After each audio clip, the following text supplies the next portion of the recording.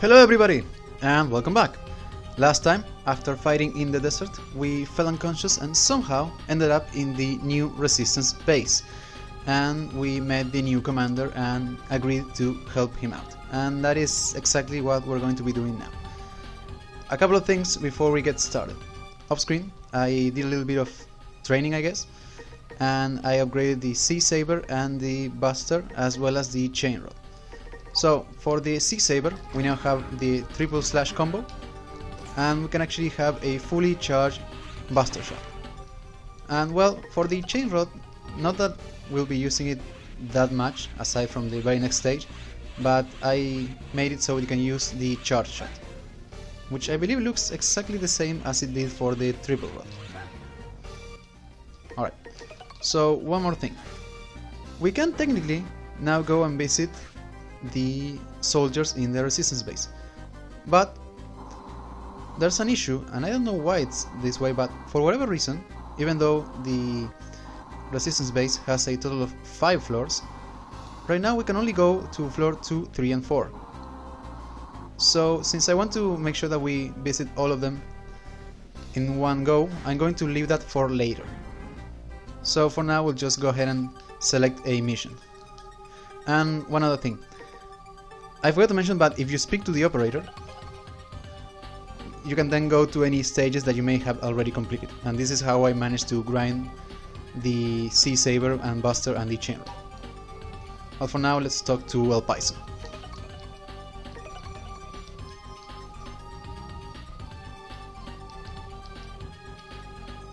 So we have 4 missions, as previously shown. I do have a plan, so we're going to be doing this one first. In this mission, I would like you to rescue our comrades. There are ruins known as Dices, deep in the forests. Scout soldiers who went there to investigate have not returned yet. I'd like to send someone to rescue them, but considering our current state of preparing for the coming operations, we don't have a soldier available. I am very sorry to bother you, but will you find and rescue them? Sure.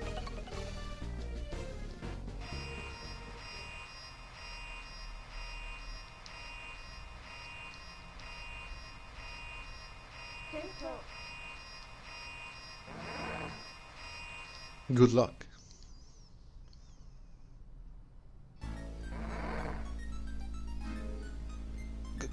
Commander sent us here to investigate something called a baby elf, but we encountered the Neo-Arcadian army. My comrades are still somewhere in the forest. Please, save them, Zero! The ruins are beyond this forest. Use the portable trans-server and rescue the resistance soldiers who were lost. Alright, here we go. So, for this particular mission I will be using the Chain Rod because I do think that this is a decent stage to actually showcase it a bit. Though I will have it as a sub-weapon. I will be mostly using the Sea Saber because I do think it is overall better. And these weapons right here, these flowers, we can't really take them out right now, but later on we will be able to. So for now all we have to do is ignore them.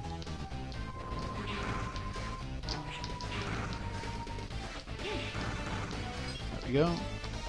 And right here, as you can see, we have an elf container. And in fact there is yet another one hidden in the top of the trees. But right now it's a bit tricky to know exactly where it is. So we're going to leave that one for later. And we got yet another side elf.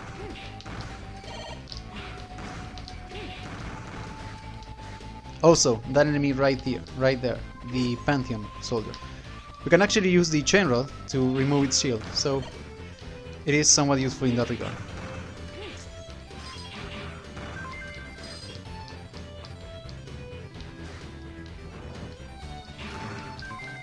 And we got yet another one. We have a bunch of cyber elves in this stage. And right here, that floating drone, or whatever it is, we're meant to use the Chain Rod on. I almost died there. There we go.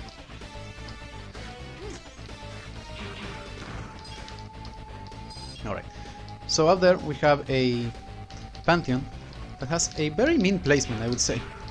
It's actually quite tough to take him out without taking any damage whatsoever.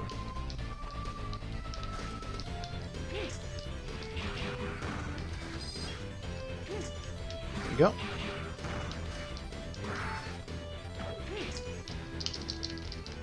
And the spider enemies from the first game make a comeback. That's nice. So right here. There we go.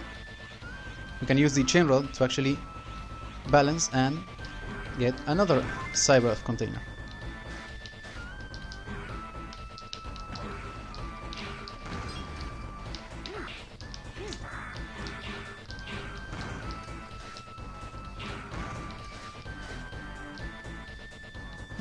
Wait a second. Actually, I want to, because I believe if we take out one more, yeah, the spiders also drop a cyber.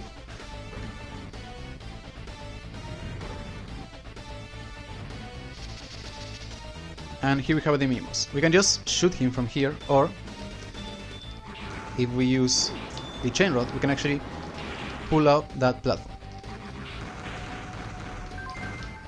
And we got yet another cyber. And right there, whenever Cial comments on any cyber that we obtain, that means that we obtain a rare cyber. And yeah, right here we have a hidden area. There's nothing really much of value aside from a life, so we might as well take it now.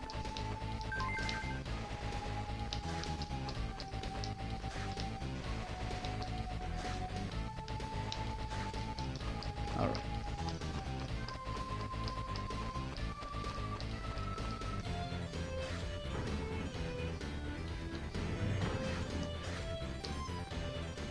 Okay, and right here we have a block that we can push over and over. It may seem like there's no real point to it, but trust me, there is. So I'm going to do that for just a couple of seconds.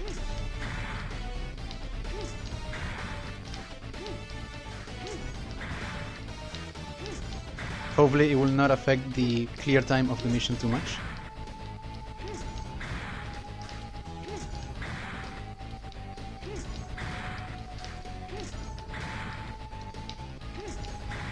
Right, just a couple more times and we'll continue with the mission.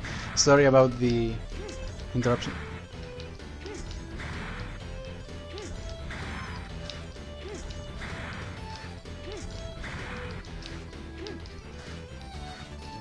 I think that should be okay. And right here we can also use the chain rod to pull the enemies into spikes. The main issue about the chain rod is that some enemies, I'll continue that in a moment. So yeah, here we have the soldiers. We just have to speak with them and we'll send them back to the base. So the main issue I have with the chain rod is that though the idea of being able to pull enemies is actually rather neat, a handful of enemies can't really survive a single strike from the chain rod, meaning that you can never really pull them. Though it is rather fun pulling them into spikes and holes. And right here, we got a sub-tank. So in total in the game you can get 4 sub-tanks, 2 of which you can obtain from simply finding them, and there are 2 others which you can obtain by feeding a specific type of nurse cyber elf. The downside of that, however, is that the nurse cyber elves will deduct from your mission score permanently, but that will not happen with the 2 sub-tanks that you can encounter. So this is one of the main reasons why I wanted to do this level first. Come on, there we go. Alright, I believe that is all of them.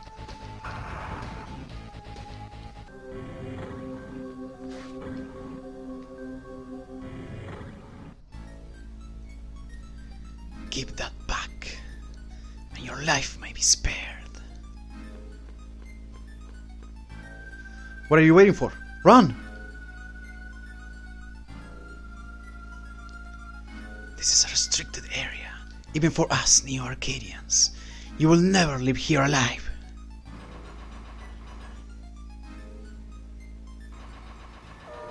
Alright, so this is the other reason. This boss right here I believe is the easiest out of the first 4 bosses in the game. It leaves itself open a handful of times. Oof, that almost got me. So we can pretty much kill him already, but whenever you fight a boss with an A or S rank, they will perform a unique move that they wouldn't otherwise. So I'm going to wait until he actually does that.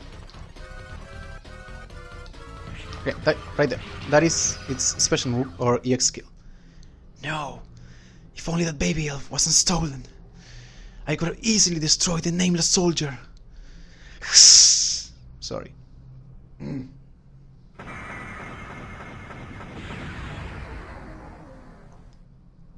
Alright, let's see how we did. Wow, the clear time was dreadful. Hopefully it won't matter.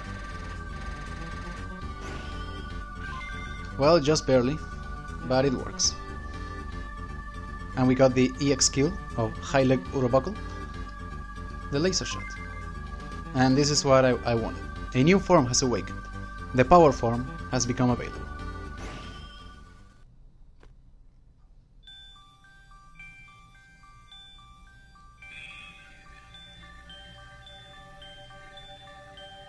It's been a long time, Zero. X? I can no longer rest. Both baby elves have awakened. The baby elves are still children.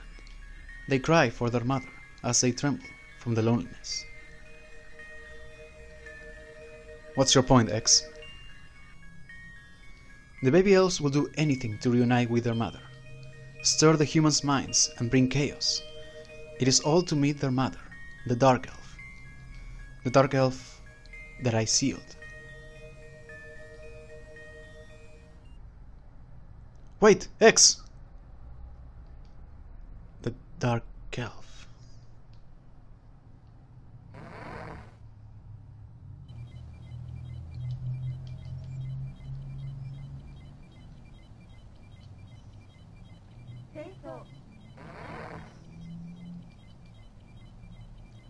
Well done, Zero! You have been very helpful. With your valuable cooperation, we've been able to retrieve another baby elf. We now have both baby elves that Neo Arcadia kept inside their vault. Once again, I'd like to thank you for your support. Alright, so that is one mission down. And I guess we might as well go over a couple of things. First off, let's go over the power form. So, when it comes to stats, it has 4 in attack, 2 in defense, and 1 in speed. Its special effect, I guess, is that you no longer perform the triple slash. Instead, you only perform a singular slash, which is the same as the final slash of your triple slash combo, but it is quite stronger than normally. And I believe all your normal attacks, even while jumping and dashing, do deal more damage than usual. And the way in which you unlock this form is by, throughout a mission, you have to pull 30 things with the chain rod. That can either be inanimate objects or enemies, as we saw with the Pantheon that we pulled into the spikes. So most of the forms you will most likely unlock by playing normally, assuming that you change up the weapons that you use every now and then. But this one is, I would say, the one that it's the trickiest to unlock if you don't know exactly the condition, because even in the Forest of Dices, you saw that I had to stop and pull that block for a handful of seconds. If I hadn't, I don't think we would have reached the number for unlocking it, that is to say 30. So yeah. But yeah, the form itself is neat, and one thing. We don't have the charge attack with the Sea Saber yet, but once you unlock it, you can use it in the power form as well. Alright, on to the other thing that we unlocked. The laser shot. So EX skills are similar to the special boss abilities that you will unlock in the Mega Man X and classic Mega Man series. Of course, since it's the Mega Man Zero series, it's a bit tougher to unlock them, and you actually have to activate them. But yeah, we have the laser shot. So one very important thing to keep in mind about the EX skills. In order to unlock them, you have to make sure that you play through a mission with a rank A or higher. Keep in mind that you don't have to obtain a rank A or higher at the end of said mission. All you have to do is start the mission with a rank A or higher. So we started the mission with an S rank and ended up with an A rank. But if I ended up with a B or C rank, we would have obtained the same EX skills anyways. And I guess this is a good time as any to go over how the mission score and mission code names work. So depending on your overall score, which takes into account things such as clear time, how much damage you receive, how many enemies you kill, if you have used any retries or elves, you can get a score that ranges from S to F. But the overall score is not only dependent on that one particular mission. The game takes into account all other results that you have obtained. That is to say, if you perform poorly in one mission and then get a 100 score on the next, you may not get an S rank, you may end up with a B or C rank. In fact, I will put up a clip on screen showing a different run in which I purposefully did terrible on the first mission. I believe I got a 47, and then on the second mission I managed to get 100, and even that only amounted to a C rank. And also, whenever you finish a mission, you're given a codename. In this case we got Supreme Warrior. So the codenames are divided in two halves, and they are based on your overall mission score and your overall and the amount of weapons that you have used. That is to say, whether you prioritize one weapon over the other. And there is also the single word codenames, which we saw in the first episode. We saw that we got the hero. They are divided in two categories. The first ones are related to cyber-elves, and the second one is related to getting the S rank. So if you want to go for a Redeemer rank, you will have to get an S rank at least 7 times in a row. I'm not going to do that because I pretty much already failed since I got an A, but whatever. So yeah, and now that we're back at the Resistance base, we might as well visit everybody.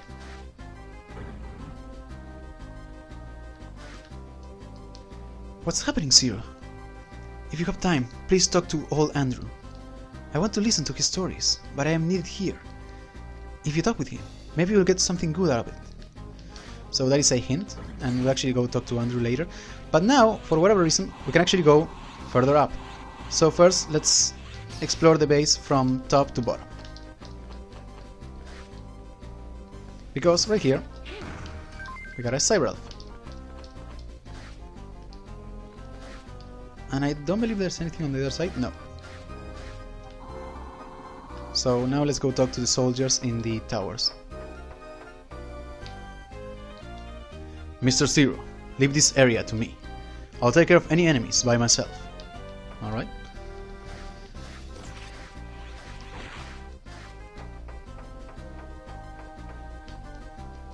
Oh, Mr. Zero, I found a lost cyber elf earlier. Can you take this? I think this cyber elf would be happier with other cyber elves. Alright, so we got Mikilar. And one more thing, even though we didn't get all of these cyber elves on the Forest of Dices, I will be going over all of them nonetheless at the end of the episode. Oh, Zero! How are you doing in the new Resistance base? I was told not to go to the other room, so I'm talking with it here? It is getting worse, so I want Cial to fix it. But Cial is busy. Boring, so I think she's talking about her doll.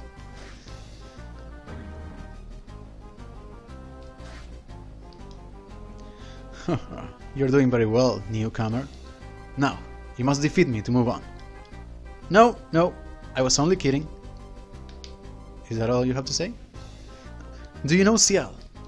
I think she shouldn't be a human being. The reason why is because humans age and grow old. But there is a Reploid who purposely asked to look like an old one. That's funny. So he's actually talking about Andrew, because the story that we heard from him in the first game is that he fell in love with a woman and he was sad to see the woman grow old as he remained young forever. So he asked to be changed so he would look like her in old age. Hey, Zero! No one would believe me, but I'll tell you anyway. I saw green wind blow in the sky for a moment, just when you were being carried here. Or maybe I was seeing an illusion. So he's talking about how Arpuya rescued us. And here we have Andrew. Oh, Zero, are you doing well? When I was new, I used to cause everyone problems, because I couldn't learn things quickly. But you're working very hard without complaining about anything. Good luck, young man. So, we actually want to talk to him again. Zero, if you have time, I will tell you about my younger days. Want to listen? So this is what that the nurse Reploid was talking about. Andrew will tell us a story, And later on he will quiz us on it, and if we answer everything correctly, he will give us a cyber. So let's listen. Oh, you want to listen? I was working for a bread factory in a small village. There was a clean and beautiful creek near the factory. The location was the best for making bread. All the bread we made sold very well, and the bread which sold the best was... Wait, I know I can remember this. Yes, it was buns with jam. No. Buns with cream. Buns with cream was our best seller. Some people came to buy our bread from faraway places, because they heard such good things about our bread. I used to work hard and not rest at all, because I was happy to see the smiles of those who ate our bread. I had very happy days as a baker. But who expected that incident? I feel sad to remember. Sorry, I cannot tell you anymore. I am just so sad now. So the thing is, I don't think he ever tells you anything else about the story. He just quizzes you on it later on, but okay. I would have been killed by the monster like a snake without you. Thank you, Zero. So this is one of the enemies that we rescued from the Forest of Dices. And in fact, all of them are here. Without you, I wouldn't be here. Thank you, Zero. And I believe we can talk to all of them. You saved my life, Zero. Thank you very much. So there is one of them in every single room, but their dialogue is pretty much the same. Thank you for saving me, yada yada.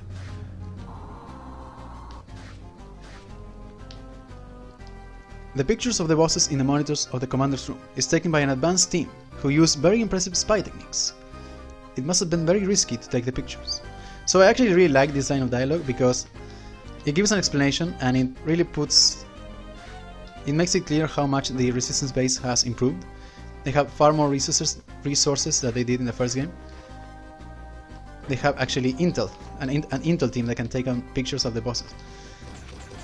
And that's what I do understand that it's kind of a staple in the Mega Man series to have the classic boss select stage with the pictures of the enemies. But I do really like how the first Mega Man Zero game actually, ignored that completely, but made it make sense in the fact that the resistance base was pretty much in shambles, and most of the missions that you took were around areas surrounding the resistance base. You didn't really go very far from it, and that is because the resistance base had next to no resources, so of course they wouldn't have an Intel team that could take pictures of the bosses. And somehow, sometimes not knowing exactly what the boss was at the end of the mission was exciting. But yeah, I do like that the game gave some context to it.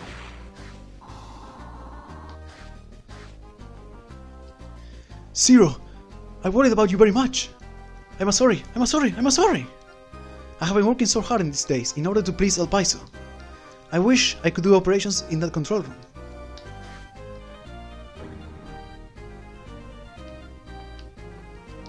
Nice to meet you, Zero. My name is Parokiet. I came here to help Cial locate data, but there are just too many here. However, I think the data on baby elves that Cial wants is not here. It will take a month to check all the data here. I understand she wants to study and test it as soon as possible, but this schedule is too difficult to accomplish.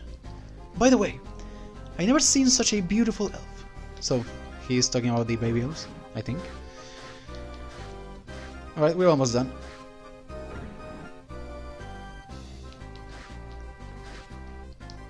Hello, Mr. Zero. My name is Otruch. All the names are so weird. I am ashamed to say this. I am tall, but I'm not good at heavy work. In spite of the fact I have to carry goods in storage. I don't know who decided the assignment, but I do not have any knowledge of aptitude. Oh, I'm sorry. I really shouldn't complain. And we have another cyber elf here. And we have the final, and certainly least important of the resistance members. Hiya, my name is Menard. I'm not liked by everyone just because I always blow off my work. Don't work so hard, because you won't defeat Neo Arcadia. Yeah, I hate this guy. So yeah, I do like that there's more variety in the resistance members, but I kinda wish that some of them gave you some somewhat decent information. Though I have to say, this guy right here will later tell you a hint about a specific stage, but it would have been nice if we had maybe like a veteran resistance soldier that you could maybe talk to, and he will give you hints as to how to unlock a few new forms, because some of them, they're really tough to unlock if you don't know how. So I think that would have made them more useful and a bit more endearing, I would say. But anyways, even though we didn't really get all of the Cyber-Elves in the Resistance base, I will be going over all of them at the end of the episode. So I think that's pretty much it. We took on the first stage, we got our first EX skill, and we unlocked a new form.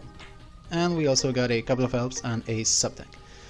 Next time we're going to do even more missions for El Paiso and see what we can discover.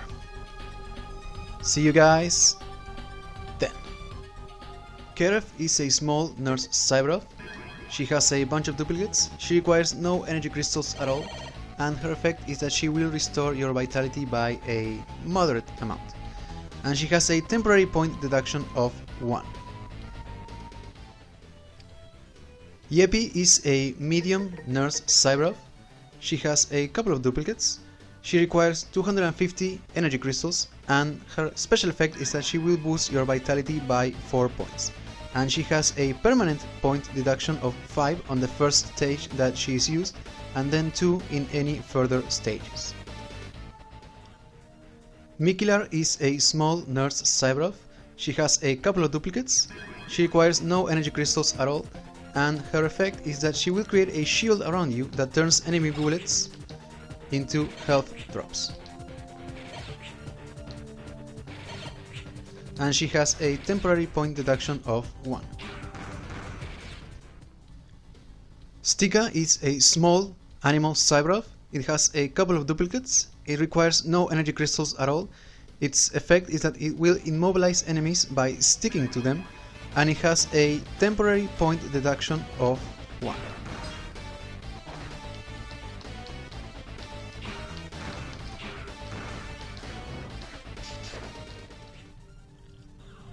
Pishot is a small animal Cyber-Elf. It has a bunch of duplicates, it doesn't require any energy crystals at all. Its main effect is that it will follow you and shoot small projectiles at enemies, and it has a temporary point deduction of 1. Bomb Zero is a small animal Cyber-Elf. It has a bunch of duplicates, it doesn't require any energy crystals at all, and its effect is that it will float around you, occasionally absorbing enemy shots, and after absorbing a certain amount it will explode, creating a huge explosion. And it has a temporary point deduction of 1. Putik is a rare animal Cyber-Elf. It has no duplicates, it requires a total of 700 energy crystals, and its effect is that it makes it so spikes and lava no longer kill you instantly, they instead deal damage. And it has a permanent point deduction of 10 on the first stage that it is used, and then 5 for any further stages. Menite is a medium hacker Cyber-Elf. It has one other duplicate, it requires 300 energy crystals, its effect removes all small enemies from the stage for the duration of that particular stage, and it has a temporary point deduction of 5.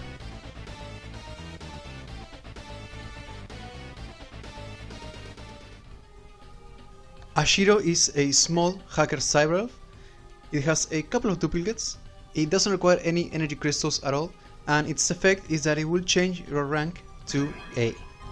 And it has a temporary point deduction of 1.